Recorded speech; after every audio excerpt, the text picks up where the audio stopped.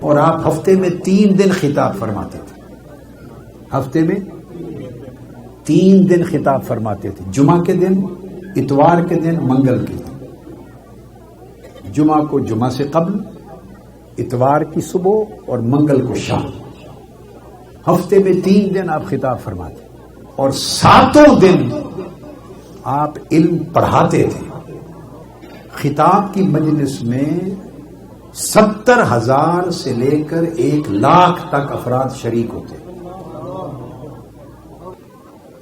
40 سال آپ نے خطبہ دیا ہے، خطاب فرمایا ہے علم کا، اور 33 سال، اس 40 سال کے عرصے میں 33 برس آپ نے اپنے مدرسہ میں، اس کو یونیورسٹی کہہ لیں، جامعہ کہہ لیں، اپنی جامعہ میں جو آپ کو اپنے شیخ سے منتقل ہو کے ملی تھی، 33 سال آپ نے ہر روز ہفتے کے 7 دن بیٹھ کے پڑھایا ہے، اور ہر روز علم کے 13 سبجیکٹ آپ پڑھاتے تھے.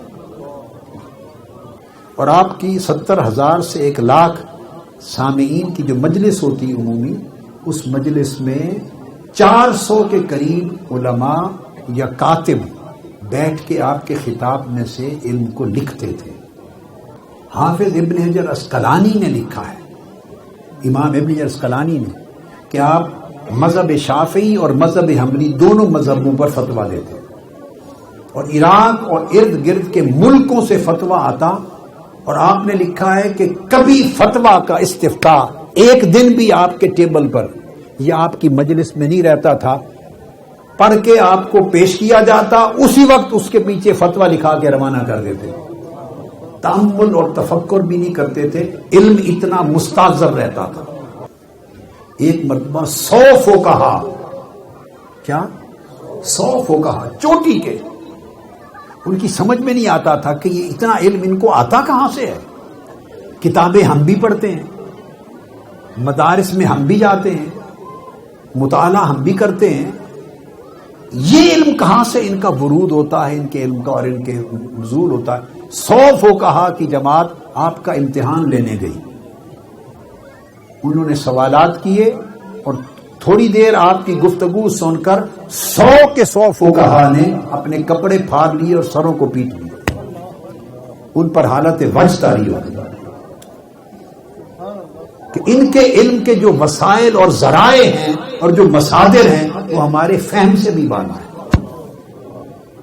پورے مذہب فقہ حنبلی کے مذہب کا سب سے بڑا ذخیرہ مرجع ہے کتاب المغنی، اور کتاب المغنی کا جو اصل متن ہے، جس کی شرح ہے کتاب المغنی، وہ متن ہے کتاب مختصر الخرقی.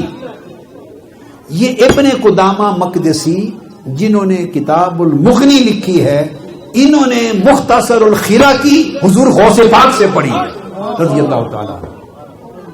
ایک عالم تھے، وہ کسی کے ہاں نحو پڑھتے تھے.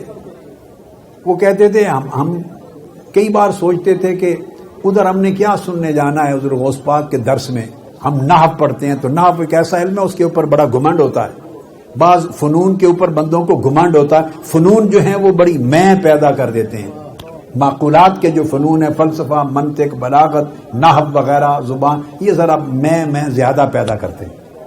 کہتے ہیں نہیں گئے، ایک روز گئے کہ چلو جا کے چیک کرتے ہیں، ان کا درس سنتے ہیں کیا کہتے ہیں.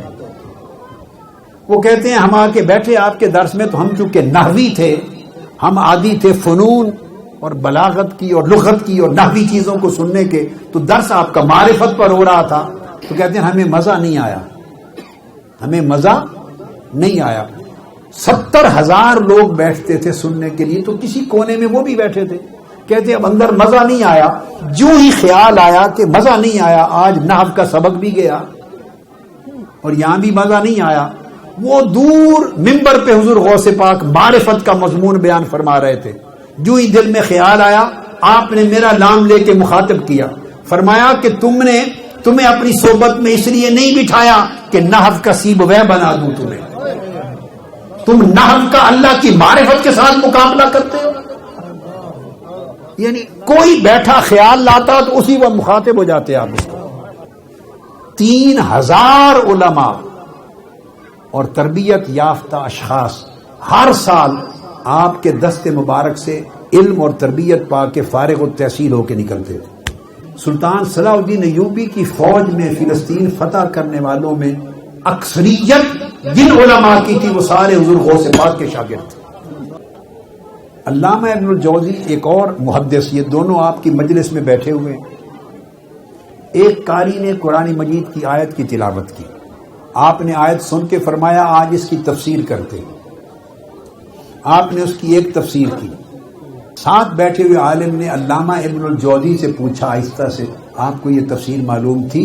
قال نعم، معلوم تھی۔ آپ نے دوسری فرمایا اب دوسری تفسیر کرتا ہوں، من وجہ آخر، دوسری تفسیر کی۔ ساتھ والے نے پوچھا یہ بھی تفسیر معلوم تھی؟ انہوں نے کہا معلوم تھی۔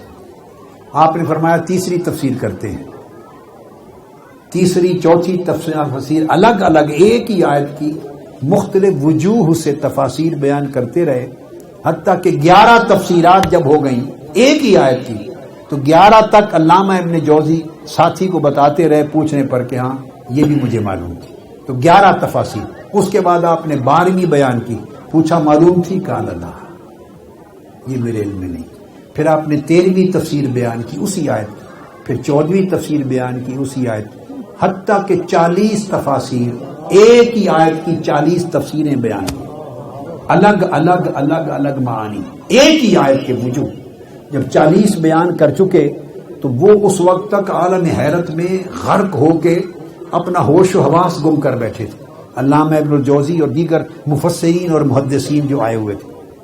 جب آپ نے 40 تفاسیر بیان کر لی تو اس کے بعد آپ نے فرمایا اب ہم کال کو چھوڑ کے حال کی طرف رجوع کرتے ہیں، یعنی یہ تفسیریں جو بیان کی یہ کال کی تفسیریں تھیں، اب حال کی تفسیر کی طرف آتے ہیں۔